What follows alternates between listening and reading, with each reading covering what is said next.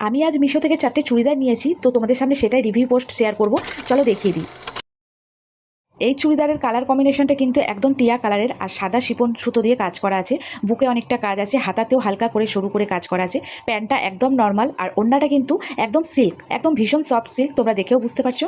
আর আমি কিন্তু চুড়িদারের প্রাইস, রেটিং, কোয়ালিটির পাশেই লেখা আছে।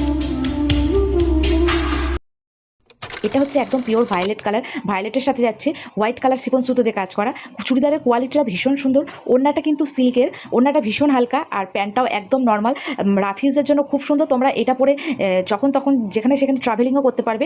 খুব ক্লাসি চুড়িদারটা, আর কালার কম্বিনেশনটাও কিন্তু দারুণ।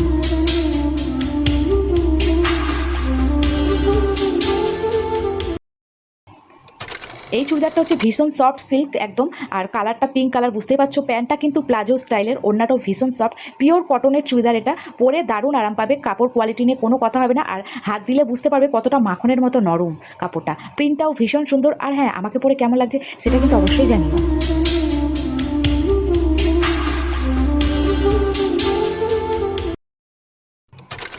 এই চুড়িদারটা হচ্ছে একদম নেভি ব্লু। আমার হয়তো একটু ক্যামেরা কোয়ালিটির জন্য একটু ফ্যাকাসে আসছে, বাট এটা কিন্তু একদম নেভি ব্লু।